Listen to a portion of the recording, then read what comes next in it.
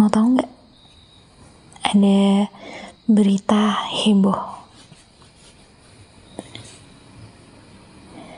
Jadi ceritanya si tetangga yang nyebelin itu, dia hari ini kena karma gitu. Karmanya adalah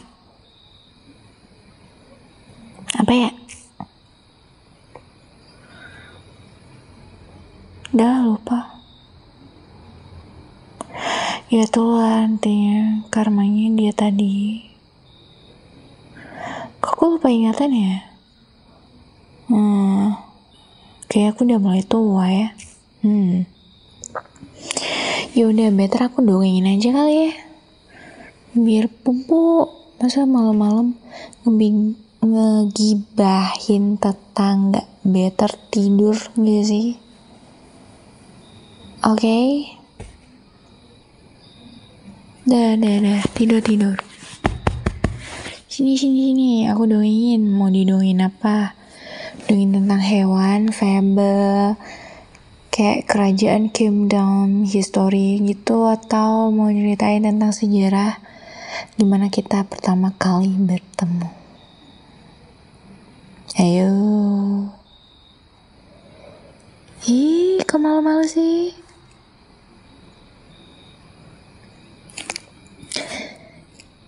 Kok malu-malu gitu sih kalau aku ceritain gitu? Aman aja. Orang kita udah nikah kok malu-malu gitu. Ya apa sih sayang? Deh.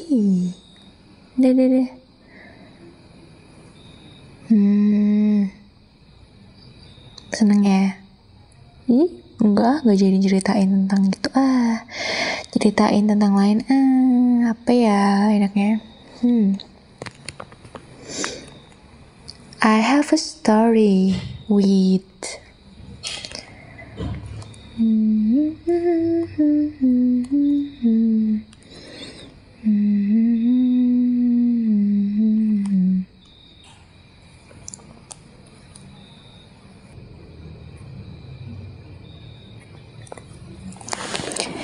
karena aku orangnya suka sejarah terutama akhir-akhir ini suka tentang sejarah di kerajaan Inggris tahun 1500 sebelum kekuasaan Elizabeth pertama. Ya, cerita ini berkisah tentang ibunya Elizabeth I.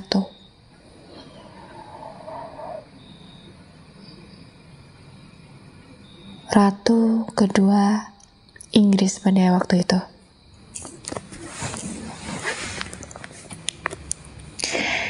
Jadi ini berkisah tentang Ratu Anne Boleyn. Gimana ya spellingnya? Udah, kamu tidur aja. Tidur, oke? Bobo. Selamat bobo sayang.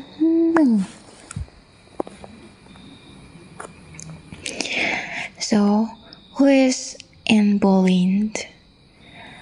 Anne Boleyn, atau yang dikenal sebagai istri kedua Henry VIII, Henry ke-8, sebuah pernikahan yang terselubung skandal dari awal hingga akhir. Banyak orang yang ngira kalau mereka itu mengetahui kisah lengkap seorang Anne Boleyn. Padahal banyak fakta-fakta tentang Anne Boleyn yang gak banyak diketahui oleh banyak orang sih. Yeps.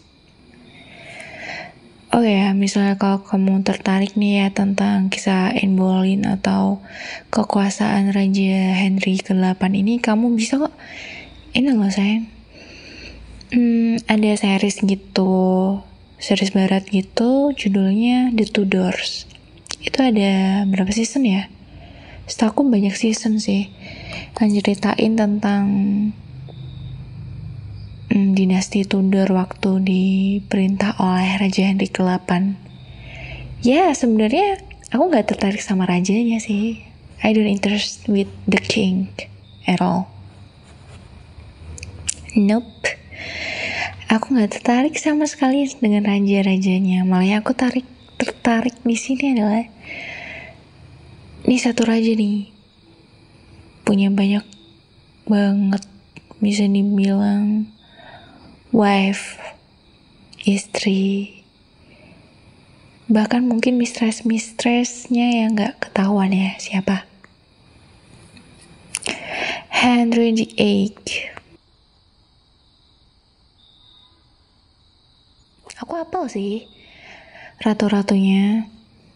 Aku nggak nonton series The Tudors itu yang dari Inggris, UK. Aku nggak nonton sih. Series The Tudors terlalu banyak gitu sih. Tapi aku lebih tertarik ke sejarah otentiknya daripada series. Kalau series kan itu kan drama TV ya, walaupun based on history, tapi pasti ditambahin bumbu-bumbu dikit lah yang mungkin pantas di-showin di sebuah TV series ya gitu. Iya, mungkin kalau nonton ini lebih suka raja, karakter raja atau ajudannya lah, atau kekuasaannya gimana gitu. Tapi kalau aku lebih suka ke ciwi-ciwinya, like mungkin ratu pertama dari Raja Henry ini ada Catherine of Aragon. Catherine of Aragon ini putri dari Spanyol, bisa dibilang. Catherine of Aragon ini princess gitu sih dari Spanyol. Yang awalnya dia nikahnya sama Arthur, kakaknya Raja Henry ke-8 ini. But ada kecelakaan gitulah, Arthur ini meninggal masa mudanya, masih muda gitu udah meninggal, pada baru nikah sama Catherine. And then kekuasaan dilanjutin sama Henry ke-8, adiknya basically. Terus si Catherine ini yang awalnya istrinya Arthur dijadiin istri sama Henry ke-8 ini gitu. Mungkin ada politik juga sih di situ. Kan dulu tuh kayak kalau kita menyerahkan seorang putri ke daerah kekuasaan untuk menjadi ratu, si ratu atau raja asal mula si putri ini tuh kayak nyetorin kayak umpeti gitu loh, pihak suami, pihak laki yang diserahin itu. Jadi pihak cewek yang malah bayar, istilahnya gitu sih, pihak cowoknya. Aku gitu sih. Dan Catherine of Aragon ini bukan putri yang minyi-minyi ya. Dia tuh lebih ke, bisa dibilang jenderal perang yang baik. Dia tuh kayak bukan putri yang anggunli gitu, no. Dia dididik jadi prajurit, jadi pemimpin di perang yang baik, padahal itu seorang cewek. Bayangin, segila apa. Kayak bisa dibilang tangguh ya si Catherine ini. Terus dia tuh orang yang royal sama apapun itu, entah tentang kerajaan ya, kekuasaan ya, prajuritnya, atau bahkan suaminya sendiri, Henry VIII, yang kita nggak tahu Henry ini orangnya kayak macam apa gitu, disetiain gitu kan ya, something like that. Malang si Catherine ini harusnya dia bisa bagi sama Arthur, tapi Arthur akhirnya mati muda gitu, padahal durasi pernikahannya lumayan singkat. Dan dengan seseorang yang seloyal itu, setangguh itu, berpendirian itu, harus nikah sama Henry VIII. Iya, aku gak underestimate sama Raja Henry ke-8 ya, enggak.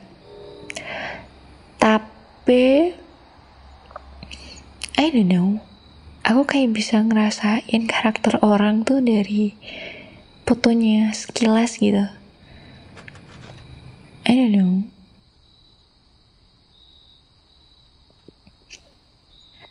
Jadi Anne Boleyn ini kayak digadang-gadang sebagai wanita bangsawan pada saat itu yang berpendidikan. Padahal pada saat itu wanita bangsawan di Inggris, kerajaan Inggris pada tahun 1500-an itu gak tertarik yang namanya tentang membaca buku, kayak wawasan terbuka gitu, kayak join di politik, pemikiran politik. Intinya sesuatu yang berwawasan tentang politik, ilmu pengetahuan tingkat tinggi yang pada saat itu cuma diinyam sama cowok. But gak berlaku bagi Anne Boleyn. Anne Boleyn ini kayak ambis, bisa dibilang cewek-cewek ambis kalau zaman sekarang ya, tentang edukasi, tentang karir.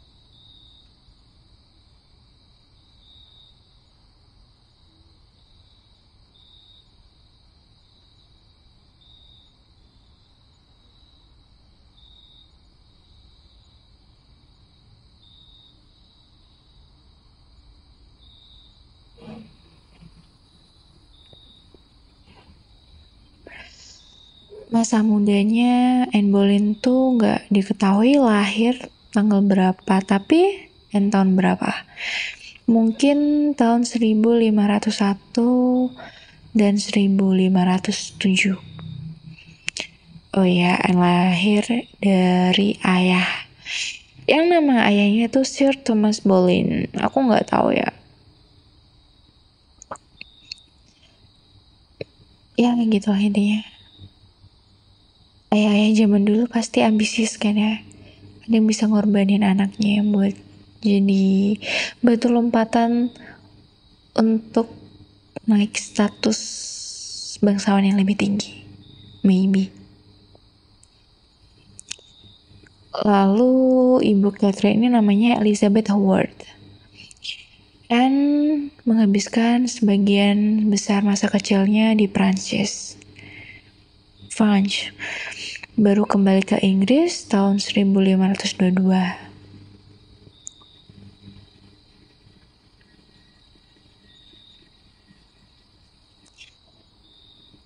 Bukan sifat Anne Boleyn buat berbaur dengan latar belakangnya ya. Terus pada pertengahan 1520, dia menjadi salah satu wanita yang paling dikagumi dan dibicarakan di istana. Kenapa? Waktu tahun itu dia jadi lady of waiting lady, kayak pelayan gitu loh, jadi pelayan buat ratu. Jadi ratu-ratu itu punya pelayan, tapi bukan pelayan yang dari kasta rendah kayak pelayan gitu, bukan. Pelayannya itu waiting lady ya, lady on waiting atau lady of waiting, I don't know. Itu tuh dari wanita-wanita bangsawan yang kedudukannya tinggi-tinggi semua. Jadi melayani ratu tuh sebuah penghargaan buat dia gitu sih. Nah, karena ini tuh orang yang cantik, atraktif, menarik dari segi pemikiran,